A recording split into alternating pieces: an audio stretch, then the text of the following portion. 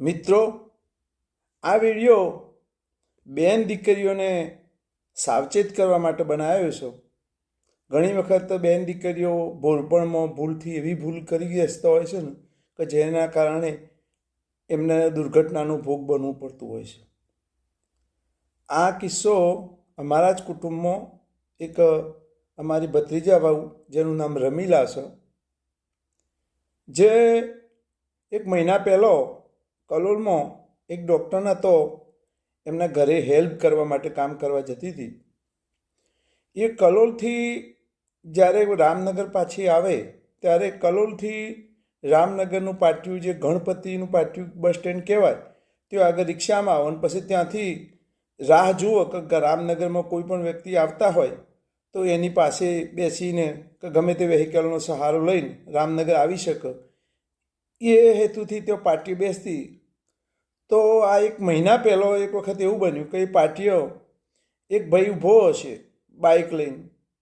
એટલે એ ભાઈએ આ બેનને પૂછ્યું કે બેન, તમારે રામનગર જવું છે? એટલે કે બેન કે હા. તો પેલો ભાઈ કહે કે મારે રામનગર જવું છે, ચલો બેસી જાઓ મારી પાસે.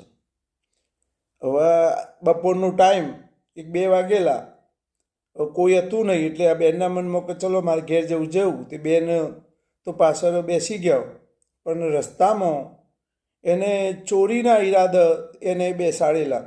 તે કેનાલ ઉપર આવીને એ બીજા રસ્તા લઈ ગયો અને બેન ખરેખર કેવી રીતે બચી જાઓ એ જોવા માટે અને ભવિષ્યમાં આપણી બેન દીકરીઓ આવી ભૂલ ના કરે એટલા માટે આ વિડીયો બનાવ્યો છે.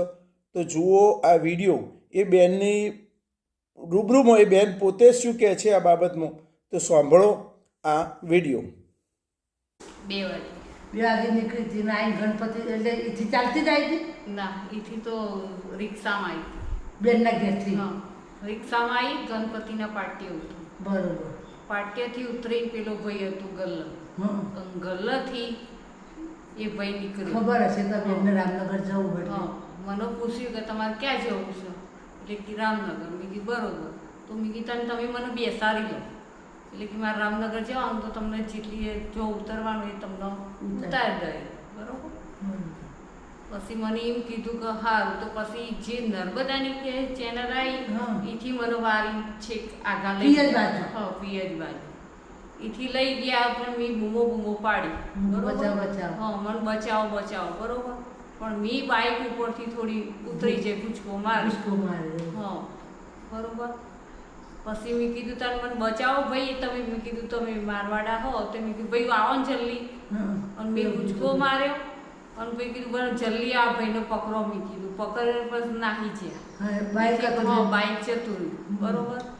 એથી વળ્યું એટલે એ તો જો હતો એ જતો એ જ રસ્તો રામ બોલતો ગણપતિના પાટિયે જતો રહ્યો. પાછો વળી.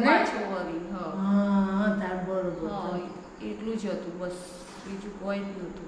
હા, બીજું તો પણ ના થાય તો બીજું કોઈ આમાં તું ઝપટમાં આવી ના એટલે આ જે પહેરેલું હતું ને એને મલલ છોડી એમ કે હું લઈ લઉં આના ફાઇન જે વસ્તુ હોય બુટ્ટીને પહેરે તો કડી એટલા માટે બસ.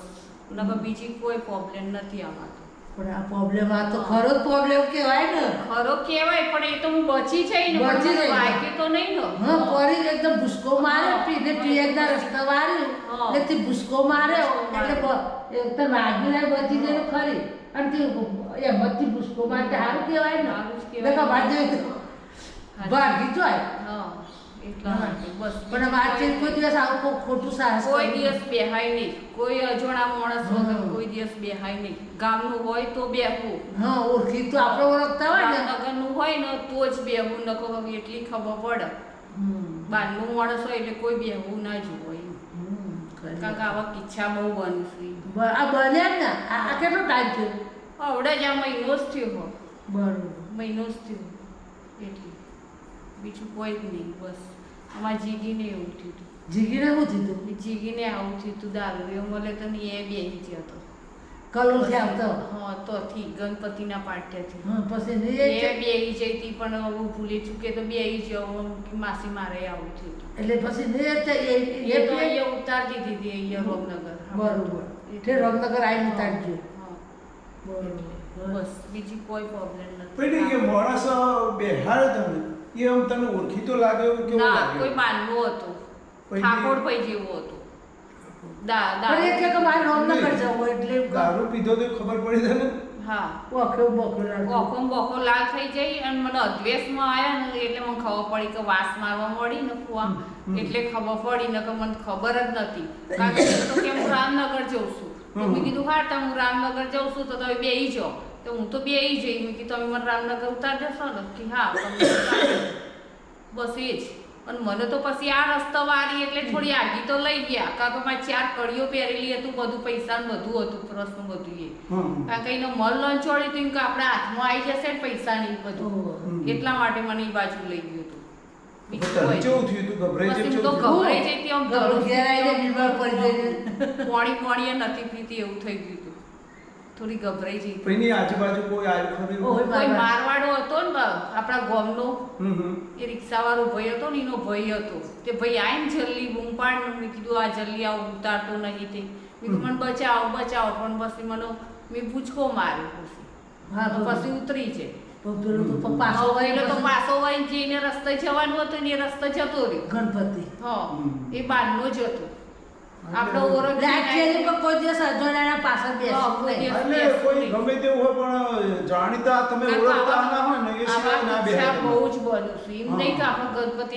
તાર તો હું આજે હું તો કોઈ દિવસ આ બજારમાં પહેલા જતી ને તો કોઈ રિક્ષામાં કોઈ દેખી નહીં, આ પહેલી વખત ભૂલ થઈ, પહેલા બધા આવું થયું થોડું કોઈ ઘણું? દિવસ નહીં બનાવે નોકરીથી એની પહેલા આવતા આવું બધા બેઠેલી ખરી કોઈના પાસે? કોઈના પાસે હું ફુવા બેઠેલી નહીં કોઈના પાસે નહીં હમ. ગામની અંદર એ નહીં ને હમ. કોઈ દિવસ આવું જોયું એ નહીં આ પહેલી વાર જ જોયું આ એક બનવાનું હોય ને બનવાનું. કેટલા વાગ્યા હતા બપોરે? બપોરે 2 વાગ્યા હતા. હા હા હા 2 વાગ્યા 2 વાગે કોઈ સાધન મળે નહીં સાધારણ મળે ને કોઈ હોય જ નહીં. હા અને ભાઈ ખબર પડે કે આ બેન કાંઈ આવશે ને જાય છે. હા, 2 વાગે એટલે ઓમ લેવા તને લૂંટવા માટે જ એવું કર્યું હતું પણ એ હાથમાં આવ્યું ના. એટલે તો મેં 4 કડીઓ કાઢી નાખી મૂકી દીધી વાડીઓ પર જતી રહ્યા તો લૂંટફાટ થાય એટલે બૈરોન થાય એકલું બૈરું શું કરે હા, એવું થાય. એવું થાય આપણે.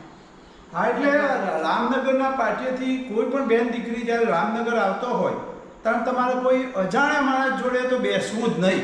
ગમે તેવી તમારે મોડું થતું હશે કે આપણા ગામનો કોઈ માણસ હોય તમે ઓળખતા હોય તો તમે બેહો તો ઠીક છે, બાકી અજાણ્યા માણસ જોડે કોઈ દાડો બેહાય નહીં તમારે ના ત્યાં. એ બેસાય. ખાસ તમારે ધ્યાન રાખવું કારણ કે આવા કિસ્સા બને છે એટલા માટે આવું થાય છે.